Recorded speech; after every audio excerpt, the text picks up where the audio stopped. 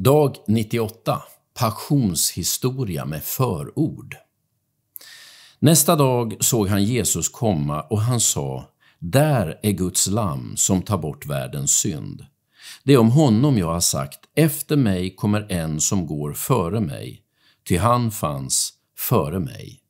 Johannes kapitel 1, vers 29 och 30.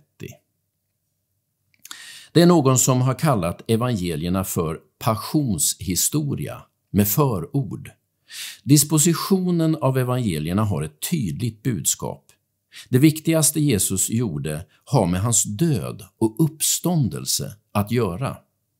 Det är som om hela den första delen av evangelierna är en enda lång förberedelse för den sista veckan.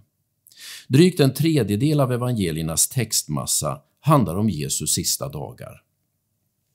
Om man säger att Jesus egentligen var en vishetslärare, en rabbi, då missar man hela poängen med evangeliernas berättelse.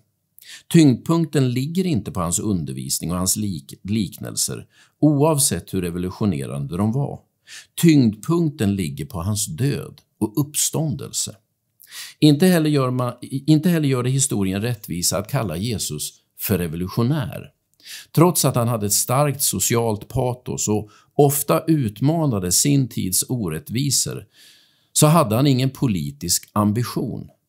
Alla 4 evangelier har samma fokus. Det är Jesu död och uppståndelse som är själva ärendet för hans tid på jorden.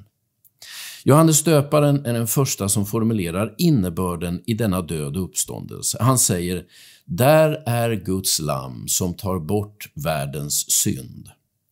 Det är ett tema som upprepas av alla författare i Nya testamentet, men i lite olika tonarter. Ungefär som en refräng i en sång som återkommer mellan alla verser och sen upprepas ett antal gånger på slutet. Meningen med Jesu liv är hans död, och meningen med hans död är att ta bort våra synder. För att förstå vad det betyder ska man läsa berättelsen om Jesu död och uppståndelse noggrant. Berättelsen är full av nycklar som kan hjälpa oss att förstå innebörden i uttrycket syndernas förlåtelse. Från evangeliernas berättelse löper sedan trådarna vidare till undervisningen i brevet. En undervisning som fortsätter att förklara betydelsen av Jesu död och uppståndelse. Några veckor framåt kommer jag att ta dig med på en resa genom Nya testamentets beskrivning av Jesu död och uppståndelse. Det finns mycket mer att säga än det jag berättar, men jag hoppas att det ska ge dig en fördjupad förståelse för själva kärnan i vår tro. Att Jesus har dött för våra synder och att han har uppstått från de döda för att också vi ska uppstå med honom. Gud välsigna dig idag.